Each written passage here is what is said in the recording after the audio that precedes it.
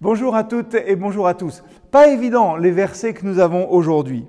Paul rappelle à ses lecteurs que le bâtiment, l'Église, le corps de Christ, devra pouvoir supporter l'épreuve du feu au jour du jugement.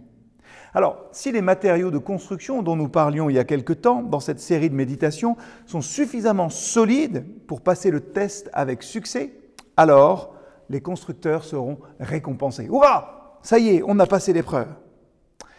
Vous commencez peut-être à découvrir mon goût prononcé pour les citations et les proverbes. Et du coup, la lecture que je vous propose aujourd'hui m'a rappelé deux proverbes que sans doute vous avez déjà utilisés.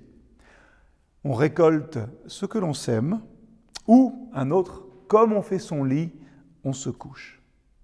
Oui, le texte nous dit que même si tous les croyants seront sauvés, il y aura des récompenses supplémentaires proportionnelles aussi à ce que chacun aura fait sur terre pour Dieu.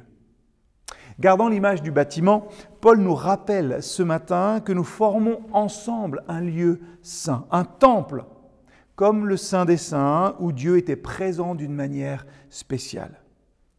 Abîmer le temple de Dieu provoquera sa colère. Les Corinthiens doivent donc faire attention de ne pas détruire l'Église de Dieu à Corinthe par leurs dissensions, par leur rébellion, par leur division et par leur querelle. C'est à la fois très responsabilisant, d'autant plus pour un pasteur comme moi, mais finalement c'est aussi tellement réconfortant pour nous aujourd'hui. Plus loin, l'apôtre parlera de nos corps comme du temple du Saint-Esprit.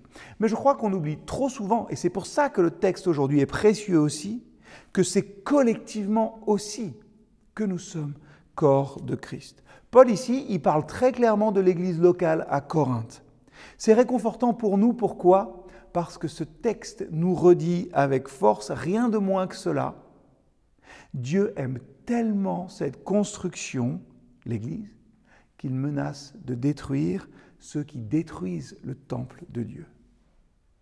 Veillons à la qualité de nos matériaux, notre âme, nos cœurs, notre foi, nos pensées.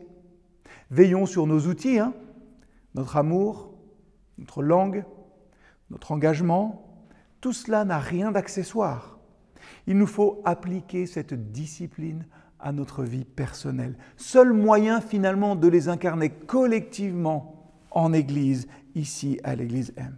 Alors, pour terminer, soyons vigilants pour garder Christ comme le fondement de notre Église.